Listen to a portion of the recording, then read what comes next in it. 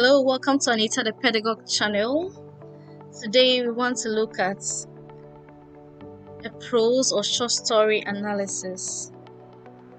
The story is Changes, a love story by Ama Ata Aidoo. So let's begin with the very first theme of this story, the power of education. Ama Ata Aidoo presents education as a liberating and relevant tool needed for progress and independence in the novel. First and foremost, Esi, the main character, has a master's degree and a high education comparable to his second husband, Ali, who also has a high education in French and English and education from overseas. These two characters have some financial liberation due to their education. Esi, a woman who would have had to rely on her husband for support, has freedom and independence due to her education and career. This leads to her divorce or failed marriage with Oko, as Oko expects her to do his bidding, which she refuses. Due to Esi's education, however, she meets Ali, who falls in love with her beauty and her smartness, her education. Characters who are not educated or do not have high education are at the losing end in the story. A typical example is Fusaina, who asks Ali if the woman he wants to take as a second wife has a degree. Fusaina did not pursue higher education or use her education from the training college, but settled for a profession as a businesswoman, which she clearly regrets. In addition, the characters Nana and Esi's mother feel trapped due to a lack of education, which inspired them to ensure Esi obtains a top-notch education to become better than them. There is also some conflict concerning education's influence on people's behavior. The elders of Ali expect him to be monogamous, contrary to his religion, Islam, due to his vast education, but he doesn't accept this Western influence. In contrast, he forces Esi to wear his ring per Western culture. This same thought puzzles the women who advise Fusaina to accept Ali's second marriage with Esi. They retort how little had changed for their daughters, school and all. This shows that formal education does not influence some choices people take. The relevance of higher education is emphasized in the lives of characters as a powerful tool for their progress and independence. The second theme is gender stereotype. The story depicts male and female characters differently. The male characters are stereotyped to represent the patriarchal roles that reflect intelligence, triumph, and strength. And these forms of representation affirm the traditionally held beliefs about men as rulers and heads of families. On the contrary, women are given feminine roles and represented as failures or as being hardworking yet with little to show. Again, other women are presented as disrespectful of societal norms. Esi Sechi doesn't gain the approval of her family and society when she decides to divorce her husband due to marital rape, as well as when she chooses to be a second wife. Her mother and grandmother look and speak about her actions with disdain. The gender role stereotyping foregrounds the oppression of women while giving opportunities to their male counterparts to dominate and exercise authority over women. Esi works hard but is refused promotion at work. Also, when she has a higher qualification than her male counterparts, they make her uncomfortable.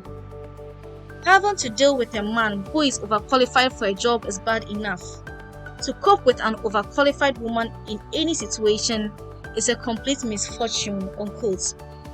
This shows the negative effects of gender roles for women especially.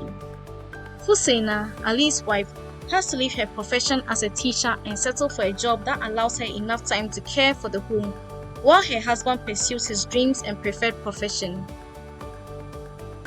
Again, Ali Konde, as a polygamous character, is accepted as a normal behavior compared to Esi Sechi's predicament when she divorces Oko Sechi and marries Ali Konde to become a second wife. A similar thing can be said about the character Opokuya, who is also dependent on her husband. She needs to win her argument to use his car even though she clearly needs the car more. Male dominance is highlighted again when Kubi tries to have an affair with Esi, but due to gender stereotype, Esi recounts what Nana said. Remember that a man always gains stature in any way he chooses to associate with a woman, including adultery, but in her association with a woman is always in danger of being diminished. This clearly shows the existence of gender stereotype leaves women in a disadvantaged place compared to men. The next thing we want to look at is the theme of motherhood. Motherhood is one of the critical themes of the novel. Mothers play a crucial role in raising children and seeking their well-being. The main character, Esi, first decides to have just one child, which she insists on, but later finds her role in Ojanoa, her daughter's life, inadequate. Even though she loves her daughter, she allows her daughter to live with her mother-in-law after her divorce to help her daughter grow in a social environment. Due to the well-being and happiness of her daughter, as well as her desire for freedom to be with her new lover Ali, who becomes her husband later. Fusaina, on the other hand, even though she desires to have more children and loves to care for the family, is still forced by her husband to give up her career and desire for further education. Compared to Opokuya, she has found a delicate balance of caring for her 4 children while pursuing her career as a nurse and midwife. Even though this overwhelms her, she finds delight in caring for her family and children. Esi envies the excellent relationship between her mother and her grandmother, even though she is sure she will never have such a cordial relationship with her mother. This lapse in her relationship adds to her loss of companionship and loneliness when her relationship with Oko and Ali fail. Some great mothers in the novel are Ali Konde's mother and guardian, Dajuma, who cares for and loves Ali just like her own children. Again, Dajuma advocated for Ali to begin his formal education after his father's frequent travels with him. The mother and grandmother of Esi also invested heavily in her education, hoping it would liberate Esi from the plight of women they had to endure. Motherhood is explored in diverse ways in the novel, which highlights the sacrifices of women. Our next theme is the new generation of African women versus traditional women, or the plight of women. The emphasis on the traditional role of women is often juxtaposed with contemporary women. In line with the novel's title, it highlights the changes and progress the traditional woman is developing, while underscoring the new generation woman is different. The character Esi is a modern woman. She is well educated and has a good job, motivating her to demand freedom and independence. Independence to choose when to have sex whilst married, how many children to have, and to love her job rather than caring for her family as expected of a traditional woman.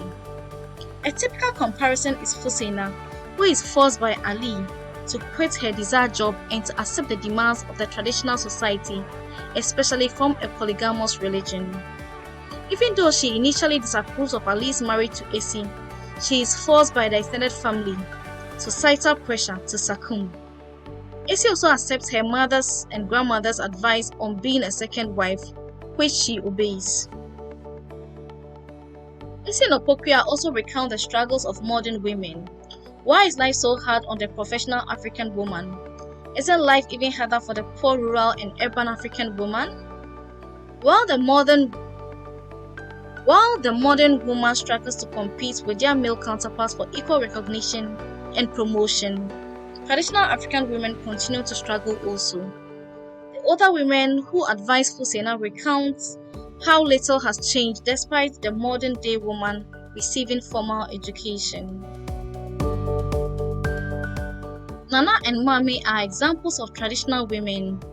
They fail to understand Esi's reason for divorcing Oko and are also very unhappy with her second marriage. This shows the difference between the traditional woman and the modern woman.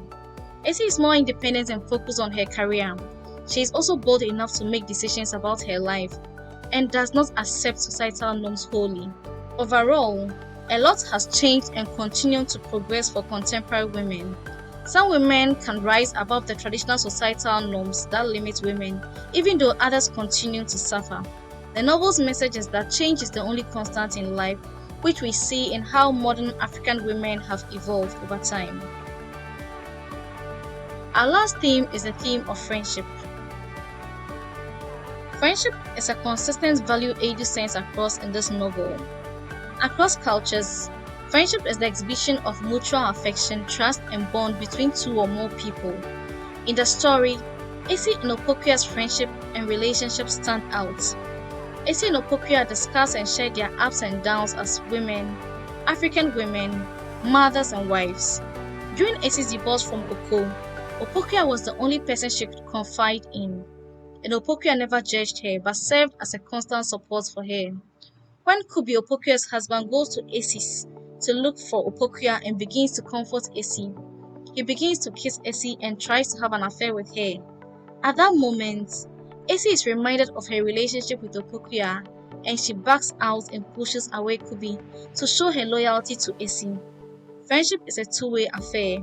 Friends should look out for one another just as Opokua and Esi were good friends.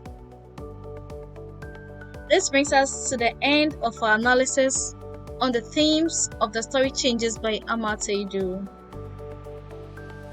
In this playlist, you'll find the plots of Changes, a love story by Ama Ata Aidoo. Until I come your way again, keep learning and be the best version of yourself.